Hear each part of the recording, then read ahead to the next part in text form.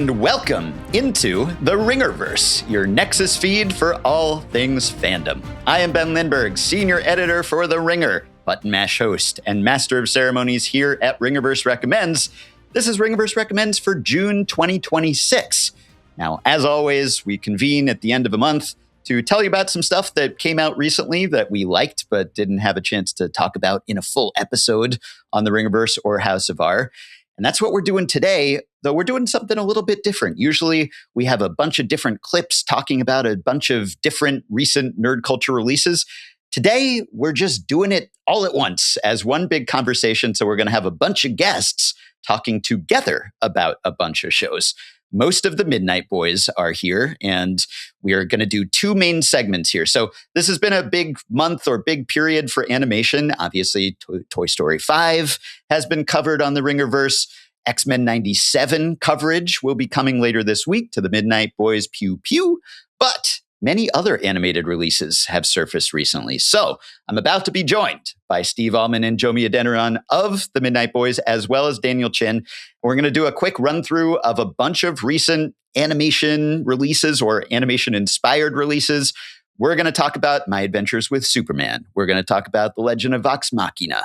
We're going to talk about Among Us and the new Adventure Time spin-off Side Quests. And yes, Avatar, The Last Airbender, Season 2. Jomi has some thoughts about the live action adaptation that you will want to hear. And then I will be joined for a separate anime segment, Charles Holmes, and I will break down our new anime fantasy favorite, Witch Hat Atelier, which just completed its first season. Charles will give you another anime recommendation while we're at it. I'll end with a few non-nerd culture recommendations at the end. As always, you can contact us at ringerverserecommends@gmail.com. Nominate, submit your favorites. We'd be happy to hear them and share them. But now, let me roll in a few familiar faces and friends. We're going to talk about a potpourri, a congeries, a roundup of recent animation, including some comic book material, too.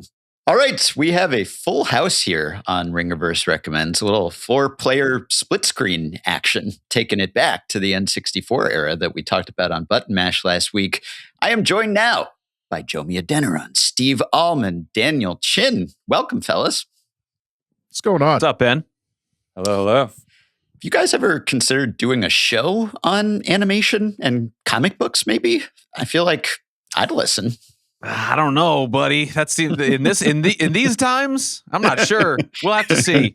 Well, we can't do it because everybody calls Daniel Chin DC, and that's copyright infringement. So exactly, that's true. That's the hard part.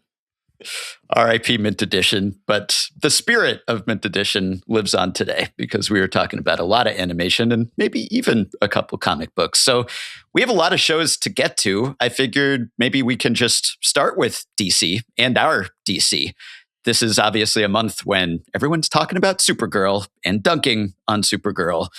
But also, there's some Superman action out there, and not just in Supergirl. We have the return of My Adventures with Superman. So I want to talk a little bit about DC animation, not just this show, but also some shows that were recently announced, the upcoming slate, and also just the significance of DC animation in general. Because, Daniel, you wrote about this for TheRinger.com. What a great website. But even in the depths of the DCEU, DC animation was a bright spot and has been really for decades. So whatever other knocks we have about the DCEU, the DCU, at least we can count on DC animation, right?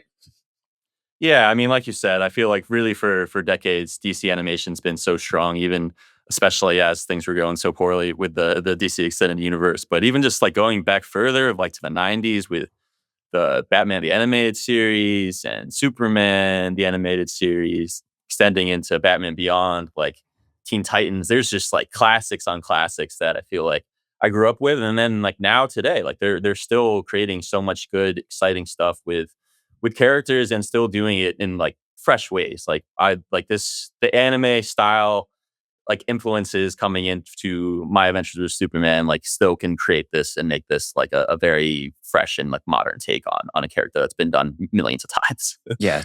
Take us through this show. And you did some reporting for the Superman movie last year, and you talked to some of the creators of this show. It's part of the Jack Quaid nerd culture empire, ever expanding. And this is on Adult Swim. It's on HBO Max. Season 3 is airing now. We're a few episodes in. It runs through late July. Give us the premise. Tell us about this depiction of Superman and what you enjoy about the show. Yeah, I mean, so you mentioned my feature from last year when I was covering Superman. I think really the thing that stuck out to me was just talking to, I spoke to a bunch of creators from live action to comic books, like Grant Morrison. I got to have a talk with, but really what it comes down to is just trying to find that pocket, that window in which it's like not really being covered that much, or it hasn't been covered that much. And for My Adventures with Superman, obviously you have Superman the animated series, which had Superman in full swing, and it was so iconic in its own right. And they wanted to find something that was a little bit different, so they chose a younger version of Superman, and taking some of those anime influences, like I mentioned, like Dragon Ball Z in particular, and just like having a new spin on these characters and having them all have this coming of age kind of experience, not just Superman, but My Adventures with Superman. So the friends as well, like with Lois Lane and Jimmy Olsen, and then now with season 2 and season 3 now with Kara as well, with Supergirl. How would you compare this to, say, Smallville, tonally speaking? Very, very different. Like they went with, like, obviously like that similar kind of time frame, and it's, they had kind of like the very early 2000s, like teen angst that was so popular at the time, like even before it moved over to CW. But like that was very much of that era and of that time, and like that like post 9/11 kind of trauma, but also just like finding like small town Americana, like with like leaning into that kind of influence and like the patriotism of Superman.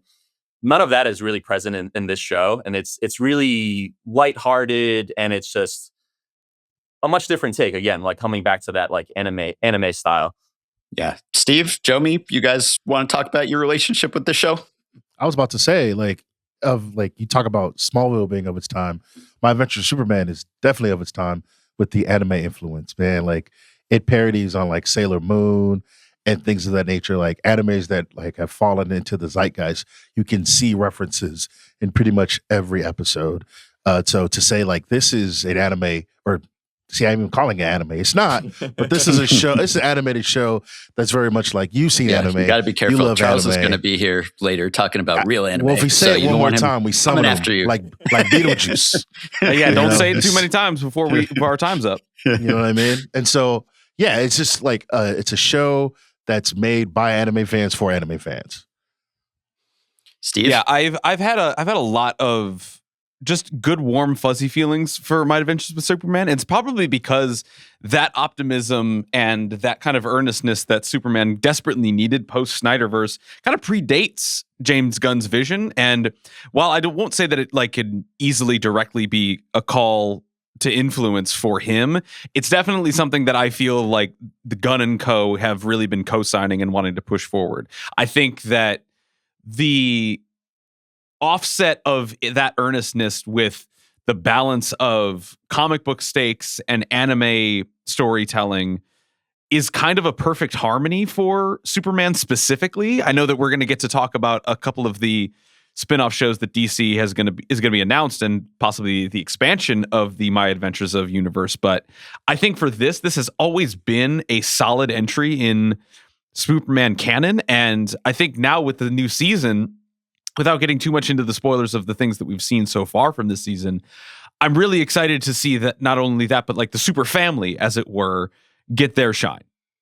Yeah, Daniel, without giving too much away, can you kind of give people a sense of the evolution of the show and the arcs and what's going on in season 3? Yeah, I mean, so we've only had a few episodes of it, and really, I guess episode 3 just came out today, I believe. If not, I think it's the most recent one.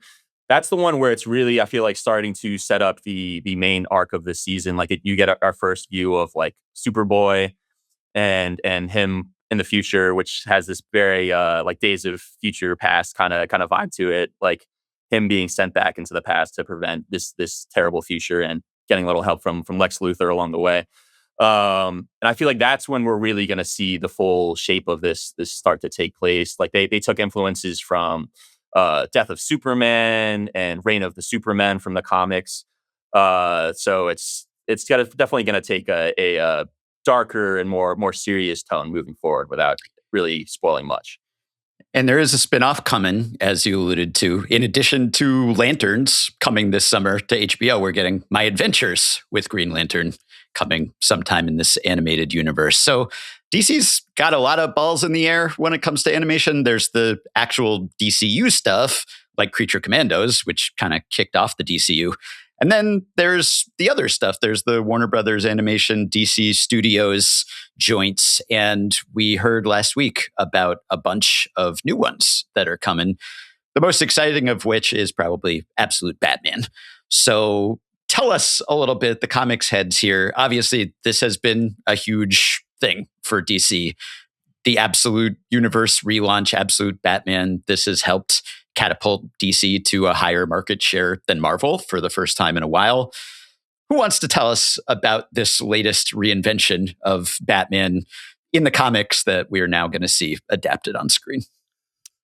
Absolute Batman is written by Scott Snyder. It's got, a whole bunch of artists and letterers and colorists. But essentially what it is it's a different version of Bruce Wayne, who is not the version of Bruce Wayne that we know that's rich, the socialite playboy, and all that stuff. And the big idea, the main thing is, what if broke Batman fought eldritch horrors? That's it. That's and the horrors must continue. You know what I mean? If you're not reading the comic or you haven't seen any art, go look up the Joker he's fighting and tell me if that's a Joker that you want to beat a Batman for. Because for Absolutely me personally, I'm not doing that. You know what I'm saying? I gotta have a line, and that's mine. I can't do it. Bane simply being bigger is one thing, but making Scarecrow this absolute menace and again, as you said, eldritch horror. I've loved the idea that there have been many sort of iterations of Batman that have kind of tried to do what the Absolute Universe is doing right now. And I think the Absolute Universe is probably, in the world of comic books for DC, the best and most recent success that has catapulted DC's market share for the comics. And again, your mileage may vary with what you kind of like about this iteration of Batman if you've read the comics, but this is definitely probably a more modernized and edgier version of Batman that, while also kind of, I guess, taking a bit more of a, again, working class approach to what being a hero and vigilante means. I am personally really excited about this, probably only because that if this is successful, then we could probably get Absolute Wonder Woman, and that's what I actually want, because I've loved this. Hey, bro, they don't know Wonder Woman exists. They don't, but they're about to. They better. She don't exist. They forgot. Hey, listen, there's an arc in Absolute Batman where Wonder Woman's got to show up, so we got to know that. They're fumbling through the files at DC right now. They're like, W, that file's been deleted. It done. They don't got it. Read Absolute Martian Manhunter, read Absolute Wonder Woman, and tell me that's not better than Absolute Batman. All three are great. But again, you're right. I believe you. However, you could go ask James Gunn. Hey, James Gunn, Wonder Woman coming out? He's like, Wonder who? Who? We don't. Look forward to Clayface 6 right now. All right, we're working on that. Brother, you could go to a Jamaican restaurant and find one that got jerk chicken right now. They'll be like, yeah, we got some. You ask James Gunn right now, is there a Wonder Woman project in the works? He'd be like, we don't have that. Creature Commandos? Is that what you said? Sorry. Yeah. All I heard was Creature Commandos. You know what you don't get? Hey, is there some more Wonder Woman? Oh, I heard three new seasons for the Frank Grillo TV show. There you go. Boom. That's what you get when you ask for Wonder Woman. It's also important to note that, again, head writer Scott Snyder is on as an executive producer and as well as showrunner, excuse me. And Nick Dragotta is on as an executive producer as well. The artist. Head artist and designer for most of these characters. Yes. It's exciting to know that which Snyder you're referring to here. Yes, Scott Snyder. Scott. Yes. But no, it's good to know that like the creative engine behind this comic run is going to be closely and intimately entwined with this show, because really DC kind of owes like a third of its quarterly market cap to these guys. And I really think that most of what the success of this show is going to be is how well they can adapt their vision while they are at the helm. And that's going to be very interesting to me.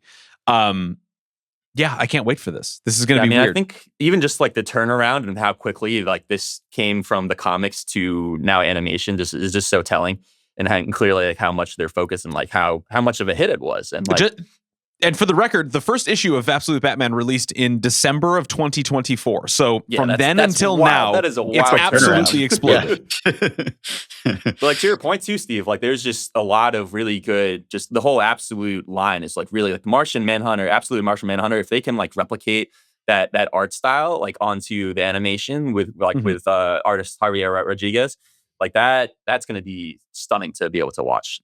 Completely agree. And I hope that I hope it succeeds, because then we can get like comic book runs getting adapted, quicker. We don't have to wait for movies, or they can just be like, oh, people like this comic run, boom, let's get it. How many ever animated episodes? Because I'm like, this is a no-brainer. And I know people were laughing that this news came out right after Supergirl. The news of Supergirl came through, and the numbers were looking drab. But like, this is something you got to do, because this is the hottest thing on the planet, man. Everybody loves Absolute Batman. The fact that we're getting it, after like they announced it 2 years after the first issue came out, that's what it's supposed to be, man. Let's lock in. I love it. Yeah, we're seeing that more often, I guess, just because the comics to TV/movie pipeline.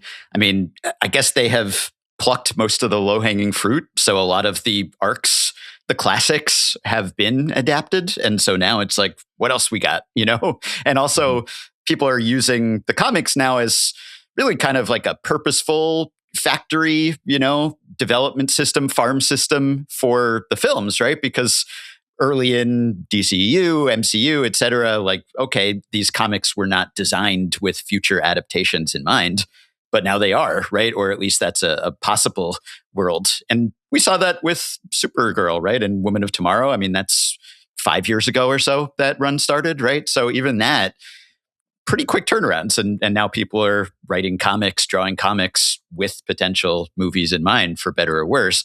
Let me hit you with a couple other log lines here for newly announced DC animated series. Joker, Laugh Riot. Okay, here's the pitch. When Batman is murdered, the Joker launches a ruthless crusade through Gotham's underworld to find the killer who took away his greatest adversary. Who killed my boyfriend. But as his violent quest for answers pushes him closer toward vigilante than villain, Joker is forced to confront the truth that without Batman, he doesn't know who he is. So Joker's the dog who caught the car, gets rid of Batman, and realizes he needed him all along. Now he misses him. He wants to recreate him. What do you think? I think if Alan Tudyk reprises his role as Joker from the Harley Quinn series, I think this is a home run. Slam dunk, no notes. I think other than that, I think it's a interesting premise. I need to know the comedic versus the serious tone of this, and that's really got to be shown in the dailies here. I'm not too. It does say Laugh Riot. It does say Laugh Riot, but laughs and riots. I'm sure it'll be a blend of both. But yeah, that is it's a compelling premise. Also, we have Crypto, because Crypto's so hot right now. Star of major motion pictures. And here's the log line for Crypto. When he's not hanging out with Superman or Supergirl, Crypto tags along with a gang of misfit criminal wannabes who live down the block, and they soon discover he's a ball of destructive, lovable energy, worse than any of them. As he follows them into misadventures and poorly laid plans, Crypto's pure nature slowly ends up redeeming them, whether they want it or not. Jomi, I'm smash zooming on Jomi's reaction on this edit right now. Hey man, you know what? I got to give it up to Jimmy, man. He cooked. This is the agenda. You know what I mean? You get Superman, got to save the dog. Supergirl, you got to save the dog. In Crypto, the dog saves you. Yes, and maybe that's what it's always been about. We don't need the antidote for Crypto. He is the antidote to villainy. Listen. Even if I'm trying to, I do want to be nice to my man James. You know, he be working hard, he be doing his thing. But animation really is like, to me, the backbone of this stuff. We talk about like real. Comics are actually, but let's be honest, people aren't buying comics like they used to, back in the day. You know what I mean? For a lot of people, their entry point into these universes is by animated shows, whether it's like Justice League or Earth's Mightiest Heroes or whatever it may be, Batman, the animated series, Teen Titans, Young Justice, all that stuff, right? And so the fact that we're getting like all these animated shows from DC, even if we got to get a crypto show, right? It just leaves more avenues for people. Yeah, you know what I'm saying? It gets more. There's more avenues to get people involved, and at that, I can't be mad at that. I can't. Mm-hmm. I mean, he's our favorite animal abuse, animals in perils merchant. That's what can you say? But, we're getting. Come on, crypto. Come on down. He's gonna hit that button every single time. Yep. Does the dog die? No, never. Not where crypto is concerned. And I don't know if this will be more kid-oriented, presumably. I don't know if this is Scooby-Doo vibes or something here, but just based on font alone, I would hope yes. so. Yeah. I would hope so. Yeah. I don't need a rated TV-14 crypto going around. And he's like, hey, guys, you shouldn't. Drugs aren't cool. You know what's better than except cocaine? when I do. Yeah. Yeah, you know what's better than cocaine? School. I don't really need that. And while we're all waiting for our next installment of Robert Pattinson, we have a lot of other Batman animation going on because season 2 of Caped Crusader is coming, and also Batman Knightfall. And I know I just finished saying that a lot of the classics, the low-hanging fruit, already adapted. I mean, I guess that's sort of true in that Knightfall, one of the biggest Batman arcs from the 90s, was sort of the basis of The Dark Knight Rises, but here it's getting its own show with Handsome Anson Mount from Strange New Worlds. Shout out to Captain Pike, season 4, coming back this summer. He's playing Batman. So what do you guys think of this? I mean, we have a whole Batman animated universe happening here. Is it a show or is it a trilogy? It's a trilogy of animated movies. Of animated movies, yeah. It's like Crisis of Infinite Earths kind of. So style. it looks awesome. I have tried to actually avoid this until I knew that I would actually be able to watch it, because everybody's saying that this is like, hey, this is the animated Batman movie that is kind of like the second coming for animated DC's heyday, and I really hope that that's the case. But I'm holding out hope, because I don't know, 90s Bane really can get wacky with it. So if they can, again, it's a fine line, but if they could write it, it's pretty good. Nah, you gotta trust the vision. DC animation has been like the king for the last like 20, 30 years. And so if they're like, yeah, we're making another Batman joint, especially Batman Knightfall, you gotta be locked in on day one and at least and give it a shot. Right. By the way, Ben, I'm waiting for you to say the show that's going to set Jomi's heart on fire, and I'm going to wait until you say it. Oh, hit it. Oh, well, are you ready to move on, or you mean another DC show? I mean, we got like, there's like 3 more that I saw on that announcement docket. It's so many. Yeah. What's the show? Well, from what I'm looking at it's called Superpowers. And if you don't know the premise of that, it's superheroes in high school. Hey, man. With the Flash and Plastic Man. Yeah. Hey, man. Shout out to Flash and Plastic Man. You know what I'm saying? Plastic Man, underrated goat, by the way. Plastic Man be disguise himself as clothes and putting himself on naked women. That's not my goat. That could never That's be with my consent, goat. all right? He's a never consent king goat. first. Nah, that could never be my goat. That show is interesting because I'm looking at that and I'm like, is this one of them joints that's for the, I mean, they're all for the children. Let's be honest, right? It's all for the kids. And we are the children. Are we the children? Right? On the because inside. Lightning, Plastic Man, like Green Lantern, what is it? Terra, Aquagirl, what? And the principal is Martian Manhunter. Like, okay. Come on. Okay. But again, is it for the kid? Like, is it for children? Right? Is it Spidey and Friends? If it's Spidey and Friends, then y'all can have it. Right? But and we'll talk about this when we talk about Adventure Time later. But if it's like, all right, man, we're gonna let these, high school kids get it going back to crypto, all the kids gonna smoke crack. I need I don't think them to be outside. Kid Flash is gonna smoke crack. No, Steve. What I need is they're gonna be the kids walking home from school, but like, hey, yo, man, you want to buy some?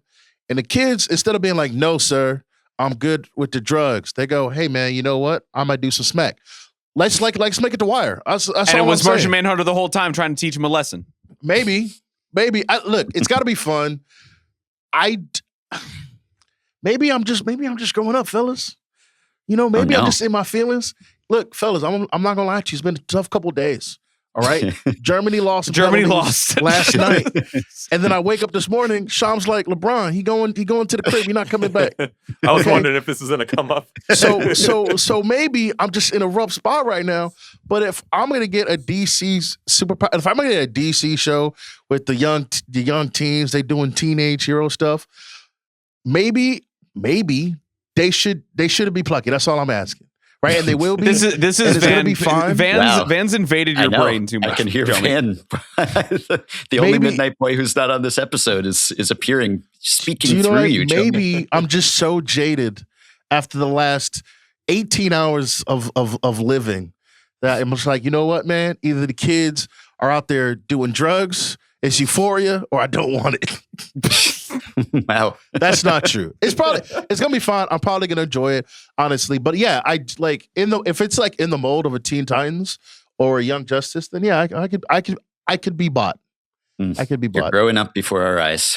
I think that's honestly what's smart about this right now though is because they really are giving a really wide range of selections too. Because we kind of went over Cape Crusader, but that first season was a much more grounded, darker. That was not necessarily for the kids. They're that moment when young Bruce opens up the door and he's just yo, Alfred, there's some dark moments, So I don't know. I'm glad that they have this they have something for everybody right now. I don't know if I'll be watching this one. I don't know if I'll be watching Crypto, to be honest, but I'm definitely seated for most of these. Yeah. You guys are going to watch Starfire?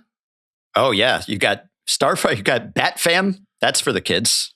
Bat Fam is for sure for the kids. I tell you what's not for the kids, though. Mr. Miracle. I'm watching that like a hawk, okay? That's going to be the third DCU canon animated show after Creature Commandos and Blue Beetle. Right, and now we got Mr. Miracle. I didn't even realize I gotta hate because what do you mean you gonna introduce Darkseid in an animated show, man? Come on, man. I mean, James Gunn is taking his time. We're not even going to introduce Wonder Woman that soon. All right, we got to take our W's when we can. Show me this is the thing. And this was when he first came on and he did the whole thing, and he was like, "Hey guys, movies, TV shows, animated shows, video games, they all gonna be canon to the universe." I was like, "Hey man, let's slow down a little bit. Let's slow the roll." I don't know if that's the right idea, considering a lot of people don't watch the ancillary stuff, the stuff that comes on TV, stuff, especially animated things, And if you're going to introduce your big villain, imagine if we was watching the MCU and you had to watch Earth's Mightiest Heroes to see Thanos. You understand what I'm saying? Are you guys feeling me? It just doesn't, como se dice, it doesn't really make any sense. And so while I am going to watch the show, we're going to see what it's like. The new gods are very there's a rich text. There's a lot of stuff in there that can, fill a universe, specifically animated because of all the Jack Kirby colors, everything like that. It's perfect for animation, but is it right to introduce your universe's big bad for the first time? I don't think so. I don't think that's right.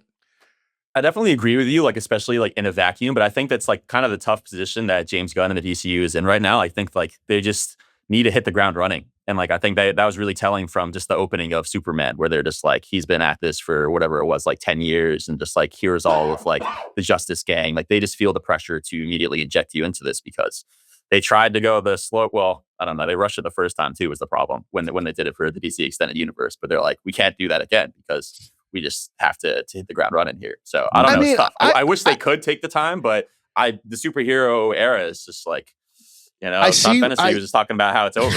It's over. And can we Jomi, can we not play fast and loose in the animated worlds? No. Anyways, not if it's we have canon. that real estate. Not if it's canon, canon to element. your To your point, live action universe. Yeah, that's tough. If you just were we make an animation, I don't care what y'all doing on the other side of animation. Whatever you want. Spider-Man can do whatever. Who cares? Batman can do whatever. It doesn't really matter. But if you're like, yo, guys, you have to watch this in order to understand Man of Tomorrow or whatever it may be. Clayface no, we're not 3. doing that. No. Exactly. But that's what I'm saying.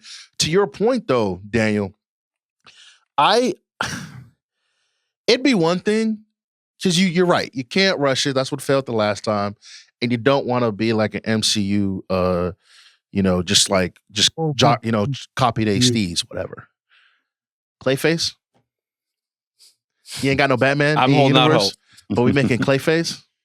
Do you understand where I'm coming from?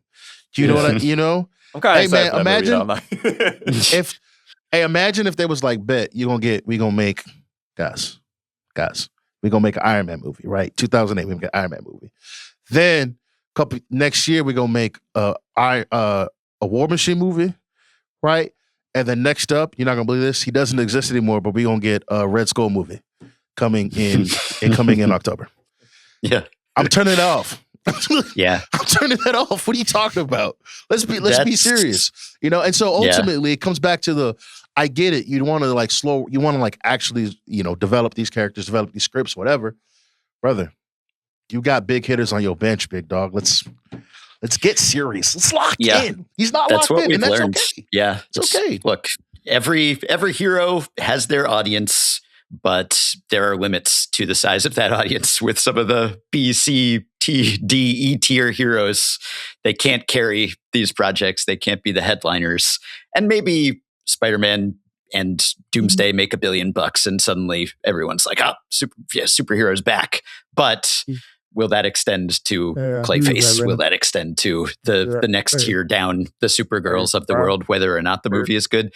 One way or another, it seems like DC didn't get the memo from Star Wars, Marvel when it comes to, we're slowing down, we're pulling back, because they just showed off a dozen shows at that showcase last week. I mean, they're not slowing down. You mentioned Starfire, also Jomi, another family-friendly one. So before we move on to non-superhero stuff, Daniel, you're writing about X-Men 97 Season 2. Jomi and Steve, you'll be covering it with the Midnight Boys later this week. Just give us a brief take, Daniel, on where we are DC versus Marvel when it comes to the approaches to animation, the level of success, the integration with the canonical DCU/MCU. I mean, I think DC is still just miles ahead of where Marvel animation is. But Marvel is just, they've had a few shows already. Like I liked the Spider-Man show, like my friendly neighborhood Spider-Man, I thought was solid. And really just the one big one, like X-Men 97 is just fantastic. Like that first season, especially like that 5th episode, Remember It, is one of the best like animated episodes I've seen, like full stop. So it's like, in a rare move from Marvel, it's really quality over quantity right now when it's coming to the animation side. And like just this show coming back and then them focusing on Apocalypse for this series, like for this season rather. That's so excited. Yeah, I wish there was more for Marvel animation. X-Men 97, I almost said Spectacular Spider-Man. That's how deep in the weeds I am for real TV. But Friendly Neighborhood Spider-Man was good. I thought it was good. We saw it was really good one time, and I was like, this is going to be a 2 bag of cheeks. It's going to be one of the worst shows I've ever seen. It was really one of the funniest things because of like we were in like a theater. I can't remember what we were screening, but they showed a sizzle reel of like what would be. It was What X-Men If. 97. It was What If. Yeah. It was What If. That's what it was. And they were screening like a bunch of like Eyes of Wakanda early looks, completely different looking show, by the way, from what we got. Yeah. X-Men 97 and then Friendly Neighborhood Spider-Man. And then Jomi was like, that looks like shit. That looks terrible. That's garbage. It looked like if you took a PNG and like 15 frames per second, it was moving across your screen. Right. And lo and behold, it was bad. awesome. And the show is great. It's really enjoyable. But I just wish there was more. I wish there was Avengers. I wish there was, Iron Man. I wish there was like more stuff in that world, but they too busy making movies. So what can you do? I am glad they're pulling back on like What If, at least. Like I'm glad that show's over. I enjoyed some of it. We talked about that a lot on Mid Edition, I feel like, and it's just boy are we. I joined you guys for a few of those, and it's just I'm glad like we're moving past that kind of What if it's over? Wakanda, It's over. Zombies, there's some worthwhile stuff there, but it hasn't really popped. Yeah, at least nowhere near what X-Men 97 is. So like, I think it's smart for them to really, like, they're already working on season 3. Like, I am curious how it's gonna to be. I know there's the Bo de Mayo of it all. Like, I don't know. We don't have to get too much into X-Men 97. I know you guys are gonna talk about it on Midnight Boys. But I am curious to see what it's gonna go like past this season. But as for right now, like, definitely excited for it. It's so good. All right, let's take a quick spin through some other recent animated entries here. And Jomi, you can keep the floor here. Tell us about The Legend of Vox Machina. This is season 4, just wrapped up on Prime Video. This is, of course, the animated fantasy series based on the first season of Critical Role, the D&D show. So tell us what everyone needs to know if you're on board or if you're not yet on board. Sell us.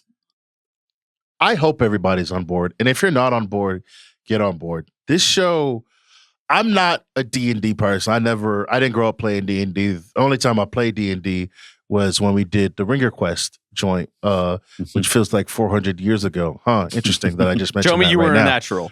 I'll say that. What time. can I say? But I fell in love with the show like almost from the jump, and it keeps getting better and better. And I feel like this season in particular was legitimately incredible. There is an episode 5, the heist episode, and maybe it's because I love a heist, was one of my like favorite episodes of TV I've seen this year. You know, regardless of whatever genre or medium we're talking about, it was a ton of fun. DeRollo's 9 or whatever it was called, but it's amazing stuff. And even if you're into D&D, if you're not into D&D, you should be watching this, and you should be watching The Mighty Nine, which is from the same Critical Role people. A different campaign, but it is a ton of fun. It is emotional. It is entertaining. It is just a ball of a time. Again, I can't speak enough about how fun this show is. And man, there's like a couple gut punches in this season. You should be watching this show. If you're listening to this podcast and you haven't watched the show, what are you doing? Go tap in right now. I am one of those people. So much fun. Yo, DC. No, I don't blame DC. I don't blame DC. DC been on a 3-week bender since the championship. DC, he haven't been at the crib. DC haven't been at the crib for 3 weeks. Me, man. I'm still on cloud 9. But this is the first time he's come to the office. We was like, yo, DC, man, we finna be in Sweden, bro. You coming through? He said, nah, man. Champs, baby. Finals is on, man. I need to be the home. Finals. I can't come to Sweden to watch the game with y'all at 2 a.m. at a random Swedish hotel room, conference room. Go to the games in person. I was locked in, man. I had to be He's at at the cafes crib. with Mom Donnie right now. So DC, when you done, you know what I'm saying? When the confetti finally stops falling, lock in. It's gonna be a while, but yeah. I'm gonna be ghost on this for months. Yeah. I feel lighter right now, you know? Yeah, Daniel is recording from the championship parade. He just has not left. He's just still hanging off the side of a street lamp, just celebrating. He does recommend, Ringerverse recommends the Knicks winning the NBA Finals. That's definitely your highest recommendation. Just rewatching game 4 over and over again, you know? Canyon of Heroes, that's where you are. All right. So, Jomi, are they still now through season 4? This is the same folks from Critical Role. Are they extending the original campaign, or is this still working on aspects of the original campaign? I haven't watched the original campaign. I'm not locked in on the original campaign. Mm-hmm. But I know that the next season will be the last season, right? So they are allegedly going into the Vecna arc from the original campaign. And so this will be the final chapter of Vox Machina. And I'm sad. Not to be confused with Vecna from Stranger Things, by the way. Well, no, obviously, because I'm sure they know actually how to end a story. So yeah, very true. I'm not really the confusion. There's no confusion for me personally, because the people in charge of this show actually know how to run a TV. I'm sorry. You know what? That's my fault. I don't apologize to the Duffer Brothers and everybody involved. You know, hey, it's been a crazy couple of hours. It's been a couple days. Let's have some grace. You know, The Duffer Brothers. I'm going to extend the same R.I.P. grace to them. The Burrows, which went one and done on Netflix, which they Man. executive produced. I was like, maybe this is Ringerverse Recommends material. I started watching it, and then they were like, well, that's it. All It right, is then. absolutely You're not. no. Woody's I finest thought- hour. All right, Yeah. all right. Where's Yeah. the next episode? Next day. They canceled it after that. It's tough. Yeah, they did. No, I watched the first I- episode. I- It was all right. it was cool. It was mid. It was mid. Mhm. DC Yeah. was mid. To be honest, yeah. It was mid. It's all right. It's a safe space. It's just us. No, I'm sad that Vox Machina is ending after season 5. Again, I've enjoyed the show. It's been so much fun. Like, I wouldn't say it's gotten me into D&D, but it's really like opened my eyes to how much fun and entertaining that world is. And I hope that like with that ending, we get some more Mighty Nine, because that's also fun. That's like that's another show set in the universe. This one is like usually like 30 minutes. That show is like an hour long. So it's like it's a different like same vibes but different mediums in terms of like the story that they're telling. And it's that whole universe is just a bunch of fun. So hopefully you guys tap in, because it is real cinema. Yeah, and if you're just catching up, there are 12 episodes per season, so 48 episodes to catch up on of Vox Machina right now. I want to also tell you, we're talking about Critical Role. It's almost, video game adjacent, an actual video game adaptation, which I always have my eye on. There's a new show this month, premiered on Paramount Plus, which is where I watched my Star Trek and my Taylor Sheridan. But I also watched Among Us this month. So this is an adaptation of the video game Among Us, which is Timely. Yeah, I mean, not Yeah. exactly. It was in the works for a while, but yeah, that game's from 2018, and it really popped off during the pandemic, of course. And so, people have probably seen the characters if they haven't played it. It was huge for a while, and it's basically like Mafia meets The Thing. You've got your crewmates, you've got your imposters on a spaceship. You're trying to decide who's who and cooperate and investigate. And it's sort of the same idea with the TV show. This is 10 episodes in the first season, and they're all bite-sized, like Adventure Time length almost. They're like 12 to 15 minutes, and they binge drop the whole thing. So it's out there right now. Let me read you this cast, because it is like Invincible level star-studded, right? I mean, we have Wayne Knight, Phil Lamar, Randall Park, Dan Stevens. I know I led with Wayne Knight. You led with Wayne Knight, and I was like, Wayne okay. Knight. Guys, Wait for it. We've got everybody here. Number one, Wayne Wayne Knight. Knight in Hollywood. Wayne Suck it, Knight is J.K. here. Simmons. Okay, I should have led with someone else. Patton Oswalt, Elijah Woods. Is that doing Yeah. anything? Oh yeah. Oh yeah. Yvette Nicole Brown. It's very deep. Ashley Johnson. We got a lot of big names here, and it's funny. I checked out the first few episodes, and it's got kind of it's bite sized, and it's got good tone where it's like comedy, but also sort of some horror and investigation going on, and kind of like offbeat a little bit. So it's not one of the higher profile video game adaptations, but you could watch it in a couple hours at most, and it'll just fly by, and you will recognize all the voices. And man, when Wayne Knight kicks in, your jaw Buddy, will drop. nothing like it. So I'll give you casual recommendation for Among Us if you know the game, or even if you don't.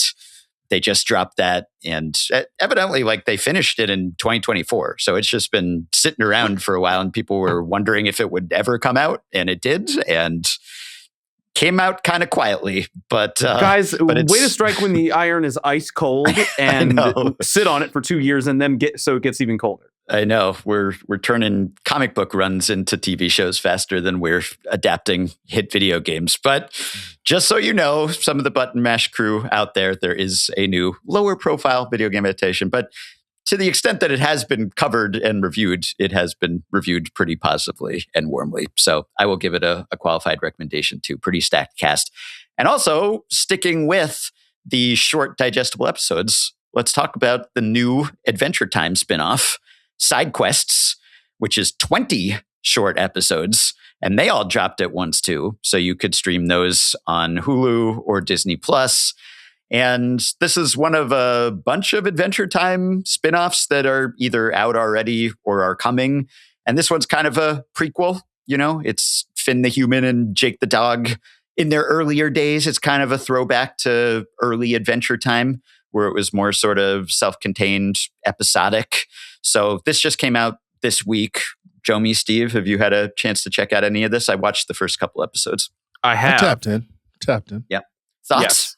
I am all right. So here's the thing about Adventure Time. I remember. I think I started watching Adventure Time when I was like late into college or so, and I think it was one of those times when like a college bound millennial is like, yeah, but this kid's cartoon has got like fun, cheeky stuff, and we're like watching Doctor Who and being ironic and all of that, and it's kind of evolved into this like huge lore heavy existential like big ideas type of show that it has like such emotional complexity and character arcs and lore that expounds through like time and like lineage you get to learn about.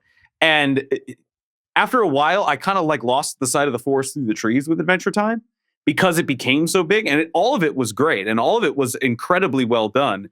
But there was still a part of me that kind of missed that earnestness and that simplicity. And this is exactly what SideQuest is. You have DiMaggio coming back for voicing Jake the dog. You have Stephanie Knight taking Not over Wayne. as the voice. I'm sorry? Not Wayne Knight. Not Wayne Knight. He's busy. Sorry, Wayne. You can't star in them all. You have Stephanie Knight not returning, but like taking on the role of Finn. And this is very much a back to basics adventure sort of quest of like Jake kind of building their relationship with Finn. And I kind of miss it. And I think it's kind of beautiful the way that this is a brand new sort of art style that is being animated while still being true to like the early days of Adventure Time. This is definitely the thing that you want to introduce somebody to Adventure Time to, because if you see like 19 seasons plus 20 spin-offs, that's kind of overwhelming. SideQuest is a perfect jumping on point for anybody. It's sort of a soft reboot, This is also kind of D&D inspired fantasy realm. And I mean, the original is like Emmy Peabody winning classic, right? A lot of people just grew up with that show and then maybe grew apart from it as the lore got more and more complex and convoluted. So this is an entry point where it's like, all right, back to basics, back to the beginning. Well, because that's a good point, Ben, because when you think about Adventure Time and what it's done as it's gotten older, right? Like to Steve's point, the first couple seasons are just Jake and Finn messing around.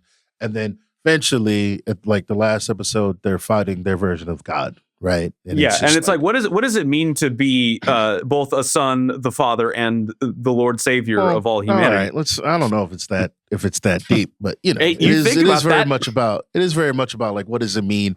And Distant Lands kind of touches on it, and Fiona and Cake is heavy on it. And I imagine that Bubblegum and Marceline, which is the show that they announced coming that's gonna be Max devastating at some point. Right.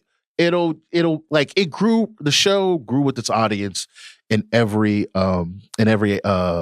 aspect, and every evolution was like, all right, cool. Our audience is a little older, we're gonna go there. Audience is older, we're gonna go there. They're cussing in Fiona and Cake, for God's sakes. You know what I mean? Like it's for us. SideQuest is like, hey, do you want your kids to be able to watch Adventure Time? But like actually, here you go. Boom, here's new Adventure Time for your kids.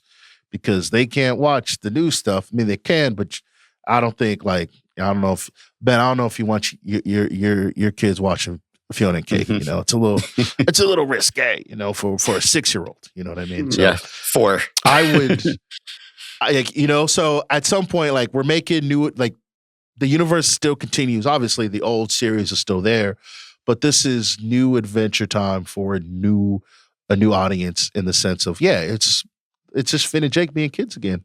And it's wonderful. And it's not as like Quirk Chungus, if I can be like very internet coded about that. Like it's not very like awesome sauce and like fist bumping. It's kooky and funny and weird. What was the first word you said, Steve? Quirk Chungus. Can you teach me this? Quirk Chungus. It's basically like think of like millennial humor from like the early 2010s of like saying doggos and puppers and heckin' chonkers, stuff Oh, like I was that. just like, what the fuck? Was Adventure Time Quirk Chungus? I think it was a little bit. Like a little bit, right? No, Early days what? or Adventure Time? A little Quirk Chungus. Yeah. Mathematical? It was 2010. They Yeah. were 3 years old. I'm confused. I know, but It that's was- what we see it as now. This is like the post like cultural analysis of what Adventure Time could be seen as in its early days. I think that's other people's fault. I don't think it's the show's fault. It's not the Think- show's fault, of course not. I It was a think product of its people- time. It's a product of its time, but I think, the people got, it's like Rick and Morty, where people go like, oh man, Rick and Morty, because the fans got really weird over Szechuan sauce that one time. Exactly. Right? I The would show, put that a you little could- bit there too. You could say what you will about the show and like how, pretentious and whatever, but I think a lot of that is because like the wrong people got into it, and so you can't be associated with those people. Oh no. And this is the thing. This is not like a diss towards any of the fans of which I am one. It Like sounds was like just, it I is, remember though. No. I just remember it being like a part of like this like aesthetic that we had in like the mustache, 2010s. like the mustache. Jomi, you stuff can't and talk the- like this, all right? You weren't outside. You were knee high to a grasshopper when I was watching Adventure Time in 2010, all right? You can't talk like this. So when I'm saying is that like it was part of this like kind of like weird whimsical, not like, like ever child sort of mentality that then grown up millennials had. And I think it's kind of with that. And I say that as an enduring way. Okay. It might be a If you miss. say This might be so. a miss. We're going to try it. We're going to try If it you out say and see so. if the comments hate. Okay. We learned some You new say so. words on this episode. So that's I exciting. just had to ask because I was like, I never heard this in my life. DC come from the originator of all the lingo. So if you don't know what that word means, then Yeah, that I word don't know don't about that. make- I'm just- You I'm not Google aware Quirk of Chungus. Chungus right now. You're gonna find some definitions. All right. Let's look up Quirk Chungus right now. What are we doing? Let's look at what's this? I spell that QUIRK Chungus. Quirk Go to the You know how to say Chungus. Chungus. You know Chungus. Quirk Chungus. Oh, okay. Quirk Chungus. This is from Gemini, by the way, so you can't trust it. Quirk Chungus is a sarcastic internet archetype and slang term mocking a specific subset of millennial cringe. It is typically represented in parody comics as an energetic but overly self-conscious woman who calls dogs doggos and her cats heckin' chonkers alongside an unassertive man-child partner. Okay, Yeah. you know what? Daniel, Steve's dead on see- there. He's an expert in millennial cringe. Daniel, the problem is we not white, so that wasn't for us. Right. Yeah. No. Hey, That's listen, what man. it is. Hey, bro. This cracker's got a little salt on it. All right. That's all I'm gonna say. I wasn't there for that. My fault. We don't use that in my vernacular where I'm from. So Okay. that's on Let's me. gotta My find a bad. way to sneak that in one of my next pieces, Ben. If you gotta edit that out, just We'll see if we can get it past the desk, past the copy editors. We'll have to explain that one to them. All right, little cultural exchange happening here on Ringiverse Recommends. This is fun. Before we end, everyone brace yourself because Daniel, I have to ask you about season 2 of Avatar: The Last Airbender. It's And I probably do gonna not- start with me because Jomi's Turn my about it. mic off right Jomi's now. about it. Jomi's about Turn it. my mic off right now. Taking Turn off my his mic off right headset. now. Nah, don't. No, We're This is- hanging on the edge of the frame. I saved this for the end Okay. in case anyone just I'm had to glad leave. you saved it. but I'm glad you saved it for the yeah, end. so this is You got not it, DC. You got it. not the animated Avatar: The Last Airbender, but the adaptation, the live action adaptation of Avatar: The Last Airbender on Netflix, which debuted in 2024 with a much maligned, widely criticized first season, but popular enough that it got renewed for 2 more seasons, and it will be ending with season 3. Season 2 is airing now. And Jomi, you are done with the show, I know. And even for content, I don't think I could convince you to dive back in. But Daniel, you braved the second season to see if anything has changed or improved. So give us the skinny on season 2. It's definitely 3 hours of my life. I'm not getting back. This. Oh, for real? Oh, God? Hey, swear. You lying? I had forgotten that they're hour-long episodes too. I was just Oh, like, yeah. why, Jeez Louise. why are they doing this? Like there's just every narrative choice is just so baffling and just even down to the fact that they're hour-long episodes. I watched the first 2. I went back and started watching more of the animated series, and I was like, for the sake of content, I probably should watch a little bit more. I watched the third one. I think I'm on season 3 of the animated show now. I was binging so much of the old version just to cleanse my soul of this. It's just Netflix has to stop doing these. Nobody can say that you're stealing a wage from the Ringer, Daniel. You're putting I'm about to in work, say, yo, DC, man. Yeah, DC, man, you need a check, bro. Yeah. There isn't a monetary level that's been invented yet. We haven't conceived the amount of money that they would need to pay me to watch that garbage. Let me tell you something right now. I want real quick. I want to shout out everybody who worked on the show. I know y'all worked hard. I know y'all did y'all thing. You feel me? I don't want to sound like I'm hating. However, I will be hating. This is some of the most soulless, overproduced oralist garbage that we've ever been put to screen. I can't do it. That's the bottom line. I can't do it. I literally cannot watch the show without wanting to vomit. I'm online.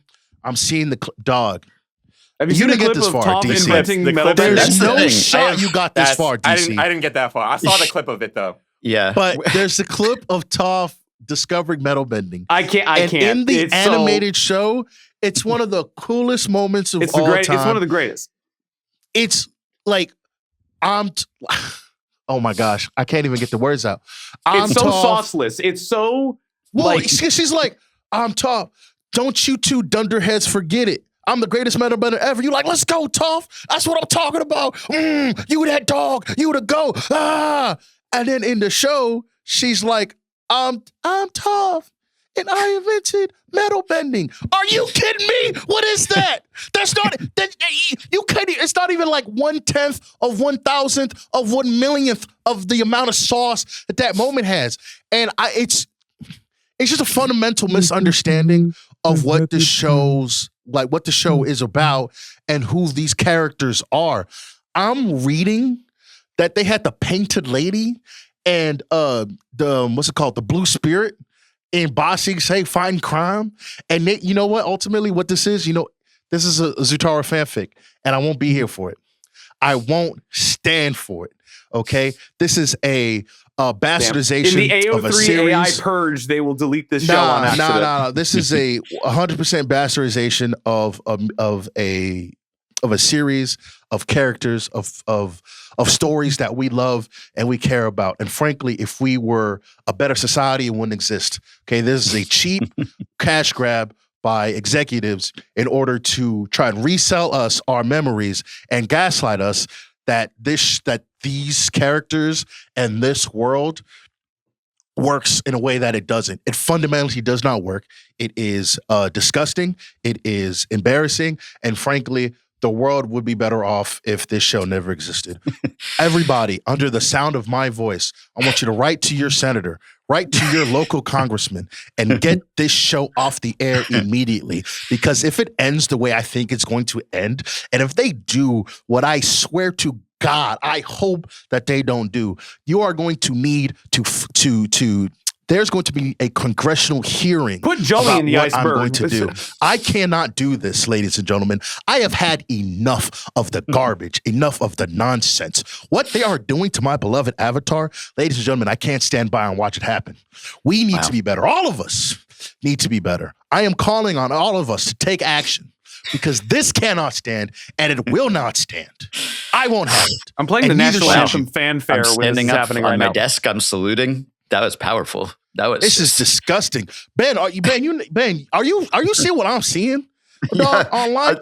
All I have seen of season 2 has been against my will, and it's been in clips on social media where people are dunking on how terrible it looks. So it sounds like what you're saying is that the Ringerverse does not recommend season 2 of the live action. And if I may have some latitude, Ben, it'd be one thing if it looked bad.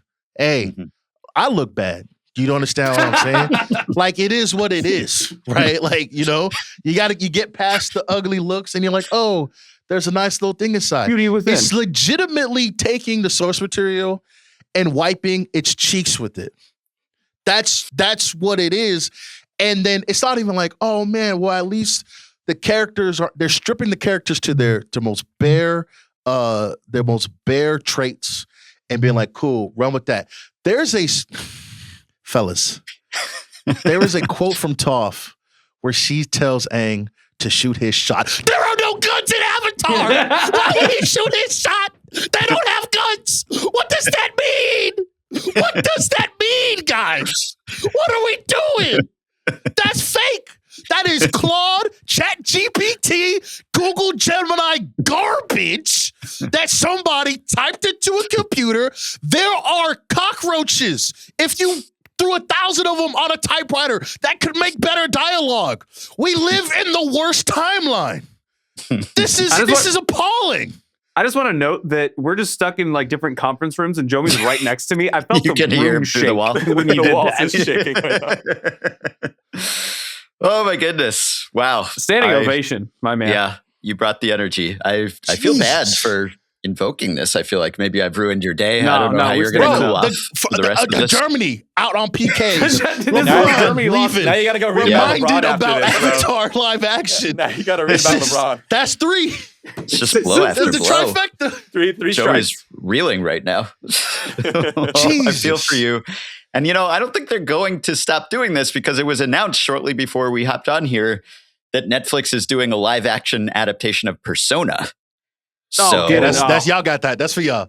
That's for y'all. I won't be there. Now Steve can take it and do his rant about that. No, no. I'm not going to be. I'm going to wait until the clips drop. That's tough. That's really tough. I understand the impulse because, unfortunately, there are people out there who will not get on board with animated properties. Couldn't be us, obviously, but there are people out there, and so you might say, well, we can make it more palatable to them. Ideally, we would introduce them to the wonders of animation, but there are people who are just staunchly holding out and they cannot be converted. And so you say, okay, maybe we can translate this into their language and they can enjoy these stories that we love and cherish. But it that has been does not work out. Skill issue. Yeah. Skill issue. All right. That's all that it is. We don't need it. We don't need to grade on their curve. All right. We have these good stories. We don't need to recycle it. It's for us. Right. Animation is and enough. if it's not for you, you can say that. We're not going to mash up the broccoli just to get your medicine in. We're not going to do that. You know what, tough. Steve? I'm really glad you said that because maybe I was harsh. If you like the show and you watching it, man, live your life. You feel me? Live your life. But I already know who you voted for, so don't worry about it. I don't think you can walk back that rant. It's a little too late. But yeah. I think I will say, if they had just leaned into just doing a live action version of it, maybe it would be slightly different. But the fact is they're trying to cater to both, where it's like they are trying to make their own thing of it, but then also still have a lot of like the bait for the fans. Like they'll just throw in jokes that just don't make sense out of context now. Like for example, like they just have like cactus juice in the like banquet at Ba Sing Se, and it's like this happened in the desert. Like this is when Sokka's desperate. He just needs water, drinks the cactus juice, and he's crazy off the cactus juice. This is just like they're trying to insert this without having that whole part of the saga, and it's littered all over. I mean, I only saw 3 episodes, and that was more than enough for me to assume that this is littered all across the season. But it's just like. They want to do like, oh, here's the thing. Like I even saw the Twitter account be like, oh, Sokka said the thing where he's doing like the water tribe thing. He walks away. That's the whole show. That's the whole show. It's exactly. It's just so and so pointing, said like, the thing. ooh, he did It's the the thing. DiCaprio You know what I mean? meme. Like that's what they want. You'd be like, oh, that's it. Like That's if the you entire are show. going to bastardize this, if you are just going to strip it apart, then just make it its own thing. Like just suck the cash out of it. Like, you can just, tell like, why those original make a thing out creators of it. left. Yeah. Amazing decision on their part. They saw what they're trying to do. They were like, I'm out. I think I would rather step on glass than talk about the show again. You guys gonna pay $100 for You guys gonna pay $100 for GTA 6? Y'all paying $100? We'll pay whatever they make us pay. Unfortunately, That's they crazy. have us where they want us. They're setting a precedent, man. I know. 2K gonna be $100 in 2 years. This is how it starts, fellas. Oh, I mean, this is the microtransactions, the early access, the premium editions. It's over. Okay. Yeah. Sony and Xbox are like, hey guys, guess what? Hate to be the bearer of bad news, but your consoles now cost $3 billion. Yes. And now our games are going to cost $2 billion, fellas. Yeah. This is all we have. Who'd have thought that it's an appreciating asset now? I know. Fellas, it's never been more over. Avatar is trash, and our video games cost half our paycheck. Yeah, doesn't It's matter good. what the software costs when the hardware is that unaffordable because you can't get in the door anyway. So that's the good news. Well, we have covered and will continue to cover that on Button Mash, but I think we got to let Jomi go here just to cool down because I'm touch worried some about grass his right now, Jomi. blood I think, pressure. just get outside. Yeah, I got to go. I got to see the sun, man. The sun is shining bright in New York. If you want to, pay a visit, man. Come I hang might- out. I might have I'll to, show you bro. some good times. We're having a great time in New York this summer, bro. Go get some Come on, air, man. bend some air while you're at it, and we will have you back. And this has been fun. We learned a lot. We checked in on Wayne Knight. We heard what he's up to. We learned about Quirk Chungus. Shout out Wayne Knight. Yeah, shout out Big Wayne Knight guys here. forever. Thank you guys. I've enjoyed screen peeking with you all. Thank you, Ben. It's Thanks, always a Ben. blast. Peace. And I will be back in just a moment with one more Midnight Boy for Anime Corner with Charles Holmes. You said it 3 times. You summoned him. You legitimately And here summoned he him. is. No, he's not. There he That's is. crazy. Okay, well, I am joined now by my friend, my brush buddy, my anime senpai, Charles Holmes is here. Welcome back, Chuck. Yo, what's going on, Ben? How you doing? I'm doing well. We're here for a little Witch Hat chat. And I mentioned that we would be talking about Witch Hat Atelier to Steve. And he said, "What are those words?" Which, understandable if you haven't heard it. Maybe you would be wondering what this is. But I've been trying to fill the Freerun-sized hole in my heart for the past few months since we talked about Freerun on Ringerverse Recommends.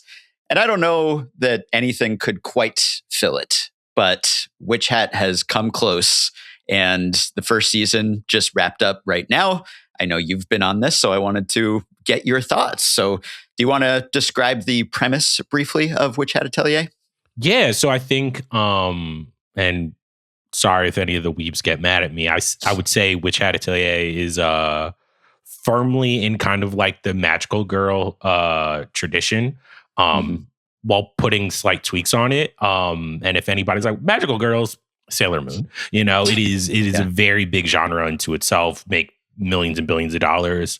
But Witch Hat Atelier is basically a very interesting fantasy story about a world where obviously witches and magic exists, but it takes that premise and it makes magic something that's not like Harry Potter, where you have a wand, you say some words, and a spell appears.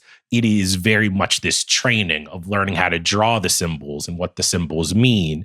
And I think why Witch Hat, because it's a very popular manga, especially with kids, connects with people so much, is that because the magic system is so for the characters so difficult to grasp, it's almost like going to college.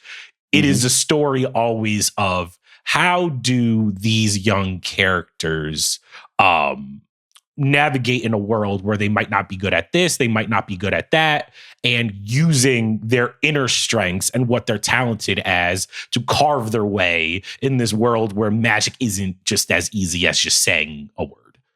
Yeah. And it's not something inherent to you. So it's sort of the standard, kid entering adolescence discovers some latent power, except it's not quite that because it's not something that is inherent to Coco, our main character here. She discovers that magic, it's kind of a conspiracy in a sense, in that the witches, I won't give too much away here. This is all from the first episode, but the witches are sort of perpetrating this idea that magic is something innate and that you have to have it. You either have it or you don't. And it turns out that actually you have to learn it, and practice makes perfect, and you have to train. And there's a whole system. And when we talked about Frieren, I think I brought up the fact that I love a magic system, when it's kind of like governed by rules and laws, and it's not purely just woo-woo, some people are more powerful than others, and you say some words or you wave your hand and something happens, but that there's kind of almost a science to it, and that there's an art to it also, but it's really about, magic is about, okay, there's this magical ink, I guess, right? So you do need the magical ink that comes from a certain kind of tree, but then you have to draw patterns on objects, and those patterns form certain sorts of magic. And then, only people who are privy to the secret of the fact that this is how magic is done are aware of that. And everyone else who's outside that world, who's kind of a muggle, more or less, an outsider in the parlance of Witch at Atelier, doesn't understand how magic is done and thinks that you have to be sort of special in order to do it. And so Coco comes from this outside world and is brought into the inside in somewhat tragic fashion when she stumbles across forbidden magic and an accident happens and she has to try to undo that by training with Master Keyfree and learning how to do magic and become a real witch. And everyone loves, I think, a magic school, kind of story where you're going away and you're apprenticing, basically. And that's what's happening here. And so Coco is kind of the audience proxy because she's the outsider, as are we. And so we learn about this world and all the conventions of magic through her as she practices and perfects her skills. No, it's funny that when we talk about a magic system, magic in this world is essentially like, you're like, oh, cool, Coco's going away to school to learn magic. And you're just like, oh, she's learning how to be an architect. Yeah. Yeah. Because she starts...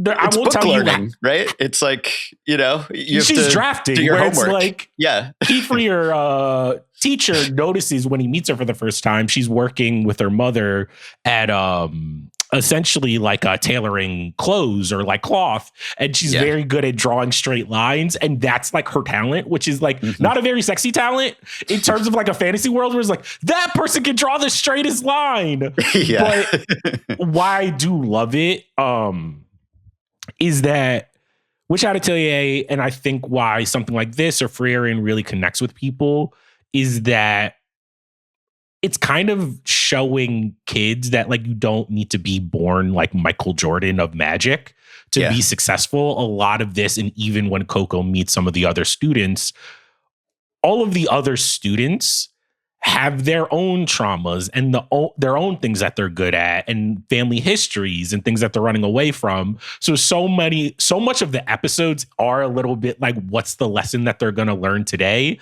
But it's not homework. The lesson a lot of times that they have to learn today is like, I can't do this, but my friend can do this. So how can I support them in this moment without getting jealous, without it taking away from me? So even though it is very much a series, like if I had a child, I'd be like, and they were of a certain age, 11, 12, it's a very good series for them to watch because I'm just like, oh, this is still stuff adults deal with, which is just like how much of your talent is innate and how much of your talent is figuring out the thing that makes you special and then just doing everything in your power to learn in that way and foster that type of growth. Yes. And what are your strengths and what are your weaknesses and how can you surround yourselves with people who have complementary skills and then learn to rely on them and them on you. So there's teamwork to it. And even though the mechanics of the magic are kind of mundane, it's just drawing pieces of paper or objects, there's a creativity to it, right? Because it's not just like, how good are you at drawing lines? That's part of it. But it's also, how can I creatively craft these spells? So, I need to achieve this. What kind of spell would do that in this case? And then you can come up with all these clever workarounds, right? To, for instance, there's a spell to keep food fresh because it keeps kind of bringing the food back to the moment when it was fresh. There's like lots of ingenious little tricks and spells like that. And one thing that it has in common with Frieren, I think, is that sort of sense of wonder. Frieren is very different from Coco in many respects because Frieren's a thousands of years old elf, right? And Coco's just a kid, basically, who's just discovering magic for the first time. But they both have this childlike appreciation for magic. And Coco maybe has it even more than anyone else in this world because it's all new and fresh to her. And she thought this was off limits to her. And then she realizes, wait, I can do this too.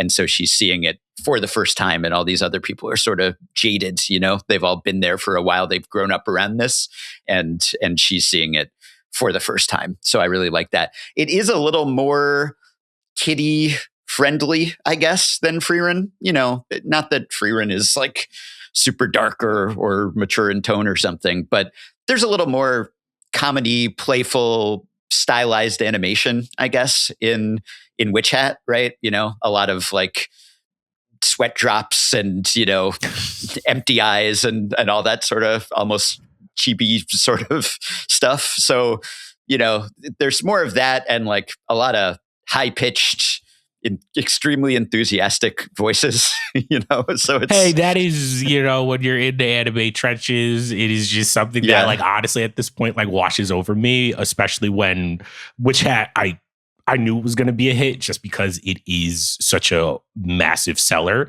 in the manga market. But I do think that if people are wondering if they should jump on or not, the thing that I really love in my fantasy storytellings is not just because you brought up like the magic system.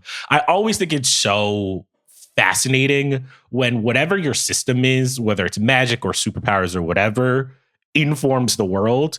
And that's the enjoyment that I got out of it. You kind of already brought it up, but like in this realm, the reason why I think like sometimes the Doctor Strange area of magic can feel a little weightless is that, well, if this guy can do almost anything, then what actually matters? People are like, oh, well, it took this away from him that way. But I'm like, no. How does magic actually interface with this world where it's like they have flying shoes? So you're like, oh, these witches can fly.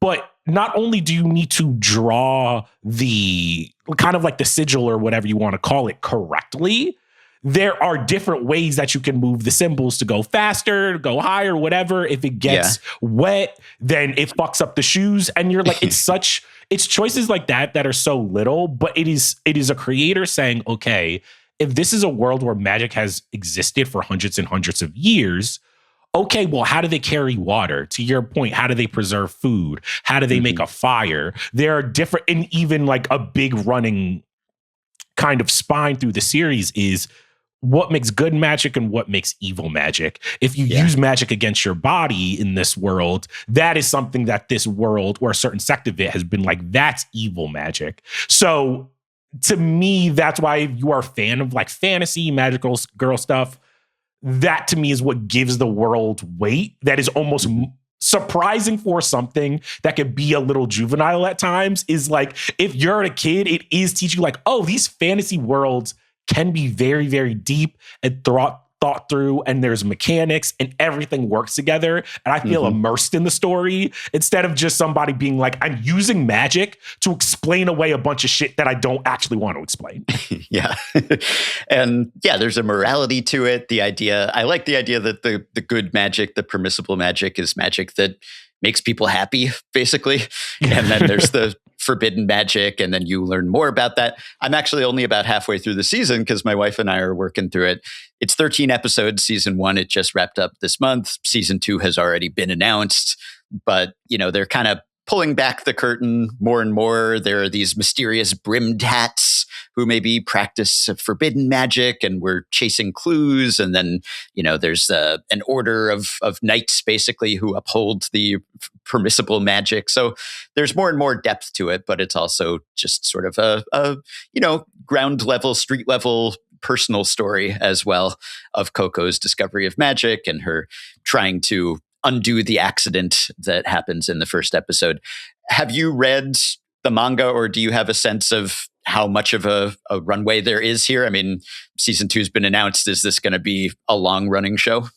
Oh, I definitely, if the popularity increases, it's going to be a long running show. It's funny. This is one of those series where, similar to something like Delicious in Dungeon or Witch Hat Atelier, these are series that I find very, very hard to read. Even Fearin', I would put, where it's like, fantasy is more difficult for me to read than it is to watch. When I watch it, because like the Witch Hat manga is very, very pitched at children. So when I'm reading it, I'm a little bit like, oh, this isn't my speed. But because I'm such a fan of animation, there are so many moments in this season. I believe if you're halfway through, you've already gotten to the point where all of the Coco and all of her friends kind of get trapped in that dimension by one of the Brimcats. Just phenomenal. The animation from how they have to defeat the dragon, this world, it is like that's also what I love about the manga to anime adaptation. There are some things that I love in manga form that the minute that they get ported over to an anime, I just can't watch them. It's just like, because I fell in love with the art, like the physical art of the manga, where it's like there leaves something to be desired in animation. I would say Witch Hat is the rare example of two things where it's like the art in Witch Hat, pick it up sometime. Incredible. Just like incredible. But the story is like in the same way that this can be a little bit of slow of a story, it is even slower in the manga. But they like it's very funny where an adaptation, I wouldn't say the anime is better than the manga artistically. It's just that like it gives it a little bit more of a pep to the step while also honoring what is like, if you look at Witch Hat, the series and how it is drawn, there have been times where I'm like, how is a mangaka putting this out, like this level high quality art out at a relatively fast clip? So if you're a listener of this, or if there's people at the Ringerverse who are like, I want my kids to read more, they're really into manga, I would say like, hey, if you want them watching less TV, whether they watch Witch Hat as a show or they read it as a book, it's going to give them the same thing. Yeah. And it has some of that soothing quality of Frieren. Some of the pastoral scenes look the same, the scenery, the landscape. I wouldn't say the soundtrack compares. That is a strength of Frieren's. But yeah, there's a lot to like here. And yeah, it reminds me of a lot of other fantasy stories, like that city they're teleported to reminds me of the abandoned city in His Dark Materials, for instance. So I'm really enjoying it. I'm going to plow through the rest of it. It's a quick watch, as are pretty much all anime. Speaking of Delicious in Dungeon, I know there's going to be an update on the production of season 2 coming on July 4th, which is why that's a national holiday, I believe. And is there anything else that you'd care to shout out, anime or manga wise, that you either have been watching or reading, or that you're looking forward to in the coming months?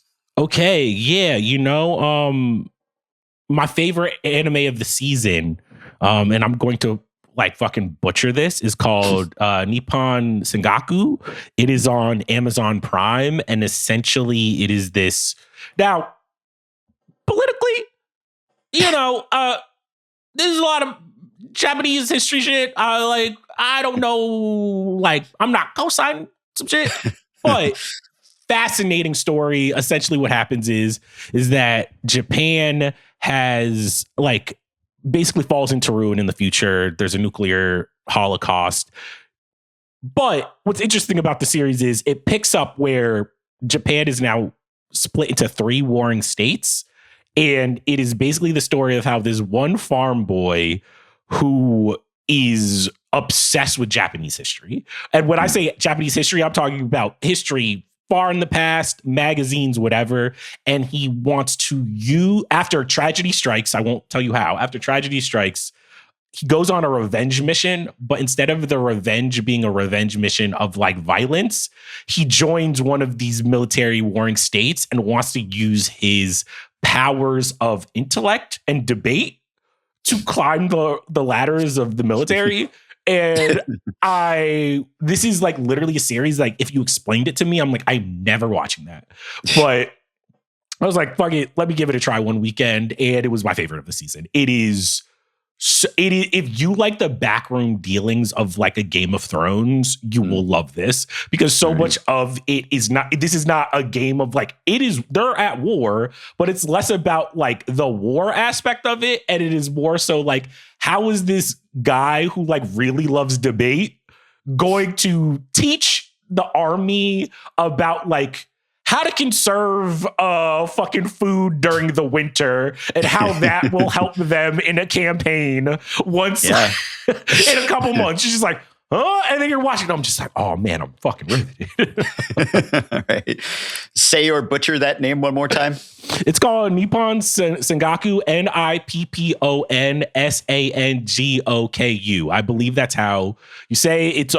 It was one of the more popular ones this year. It's not on Crunchyroll or Netflix, but if you have Amazon Prime, give it watch an episode or 2. I do think you're gonna. Once again, I'm not that big on military shit, even despite the fact I'm now listening to like Revolution podcast. Like, hey, like if you like I said, if you like Game of Thrones, behind the scenes, backroom dealing, you will love this. All right. So check that out on Prime Video. And then Crunchyroll is where you find Witch Hat Atelier. And people can check out the Prestige TV podcast where you and Van have been breaking down the 5th and final season of The Bear. Would you recommend that? Honestly, yes. If you were like, damn, The Bear, I'm not on it anymore. They did this and that. You know me, I'm a big hater.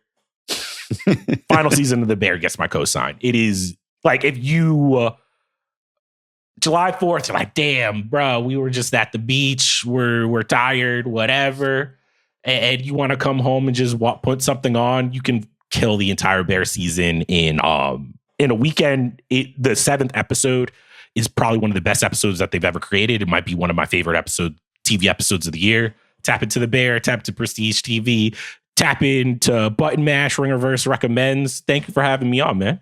Of course. Yeah, you can watch the final season of The Bear in a day. And also it takes place in a day. So makes sense. Yes. Thank you as always, Chuck. It's great to have you as my guide on this anime journey. Hey, anytime. Thank you so much. Okay, so we've given you a lot to discuss and digest. And if you're looking for something to watch over the July 4th holiday, if you're celebrating it, some people might go outside. They might barbecue. I'm not saying you can't do that, but if you want to shut yourself in a dark room and stare at a screen, which I will be doing for at least some portion of the time, well, now you have a whole lot queued up.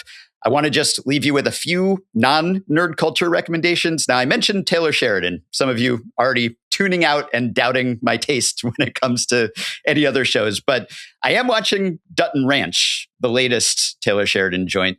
This is created, executive produced by him, but not actually written and directed by him, though you couldn't tell the difference. His fingerprints are all over it. It's actually good. So if you stuck it out with Yellowstone to the bitter end, this is better than that. This is a Yellowstone spinoff starring Beth and Rip, and they have moved to Texas, and there's a new ranch, and there are new adversaries, and it actually feels like kind of classic peak Yellowstone. So, as someone who watched that show to the end and stuck it out, we're into Yellowstone spinoff territory. Taylor Sheridan was on my boss Bill Simmons podcast this week talking about that.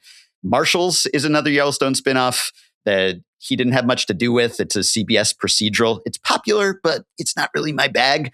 But Dutton Ranch, man, it's bringing me back to peak Taylor Sheridan on the ranch. Also, some non-Taylor Sheridan recommendations.